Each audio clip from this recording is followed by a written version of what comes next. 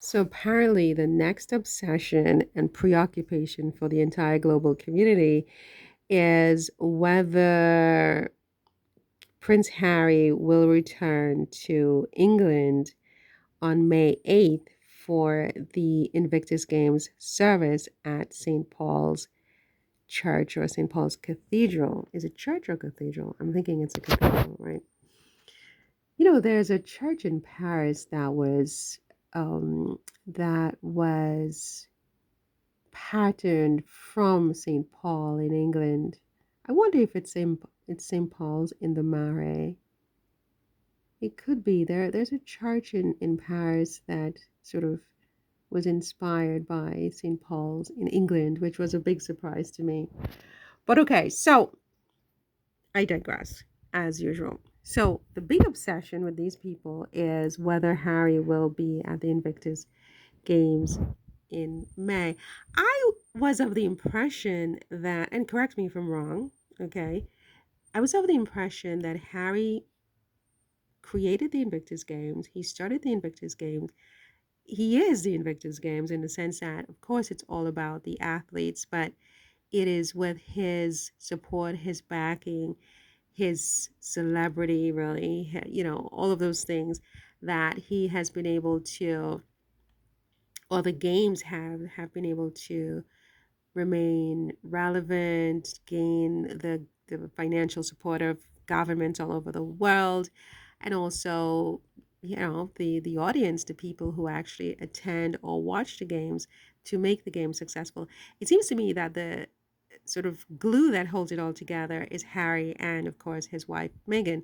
So when you ask me this question of whether he will go to the service at St. Paul's or not, I get a little confused because I'm like, is there a scenario where he does not go? I mean, if he doesn't go, I mean, what's the glue that holds the whole thing together? Like, who goes? William? I mean, what are you talking about? I get so completely confused by this kind of questioning. And I ask myself, well, maybe is there something I don't understand or something I don't know about the Invictus Games? The other thing I don't understand, of course, and I've said that in another video, is why does England even want to host the Invictus Games in 2027? Apparently, they have bid on the Invictus Games for 2027. I don't believe they won the bid, but it's completely confusing. I mean,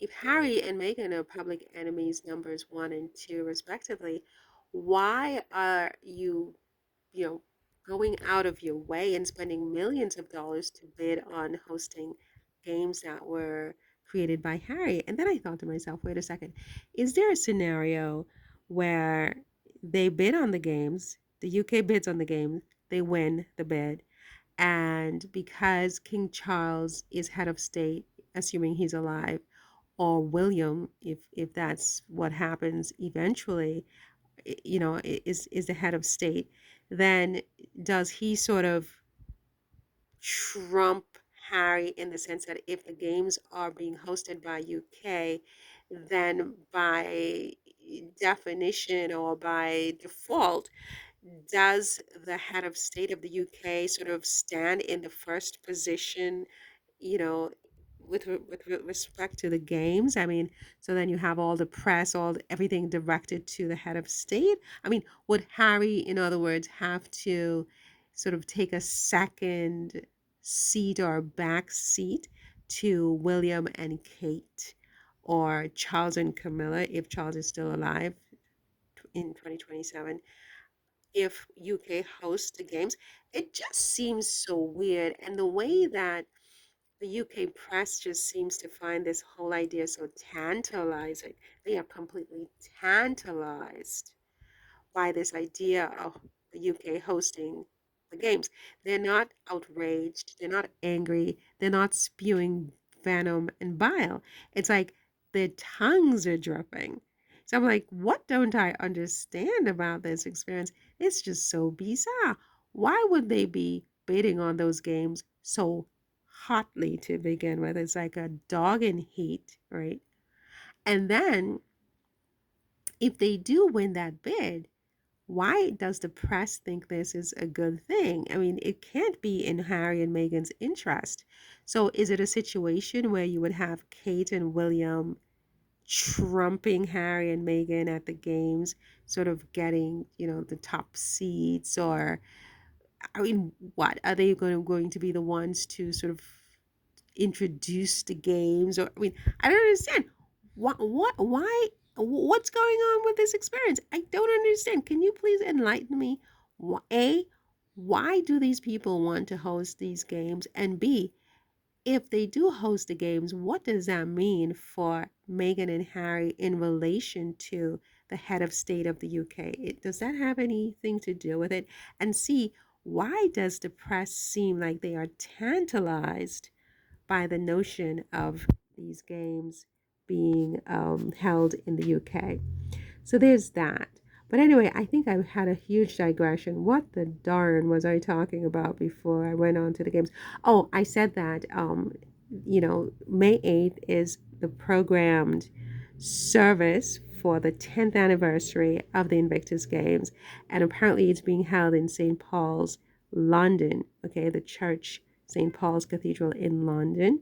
And so now everybody is asking, including the French press, is will Harry go or will Harry not go? And they're quoting the Mirror. And basically, they're saying that the visit is very much expected by observers who are wondering if Harry will visit his family. And, so all eyes are riveted on Harry. No mention of Meghan, which is interesting. And what I thought was so interesting, if not funny, is the part where they said that the last sentence where it says here, rappelons tout de même que le prince Harry a toujours entretenu une relation privilégiée avec sa belle-sœur, aujourd'hui gravement malade. I thought to myself, Jesus, Christina. Jesus, Christina. I mean, Kate Middleton is now gravely ill.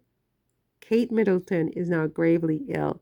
Recall, my darlings, Kate Middleton at the farm shop with her husband. You see how they have successfully deceived the world. So the French press is now saying that, um, Prince Harry still keeps a privileged relationship with his sister-in-law, who is today gravely ill. She's great. She's very, very sick. This is a lie. This is a false narrative. You all have deceived the people. The press has deceived the people. They know this is not true. This is not true. Okay, I'm not saying that she did not have a medical diagnosis that where the C word was used back in January. She said she got abdominal surgery and it was successful, this surgery. And subsequent to the surgery, they found that cancer had been present. Not that cancer is present, it had been present in the past.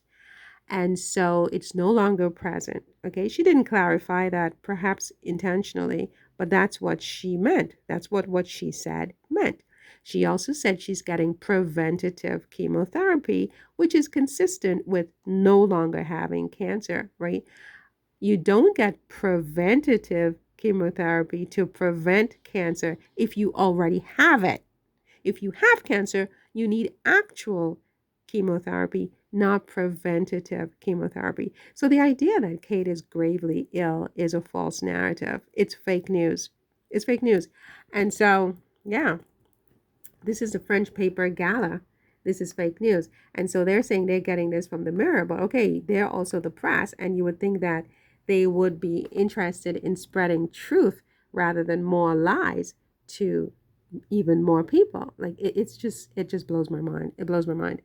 Anyway, so what do you think? Is Harry going to be at St. Paul's Cathedral in May for the 10th anniversary of the Invictus Games or not? What's your opinion?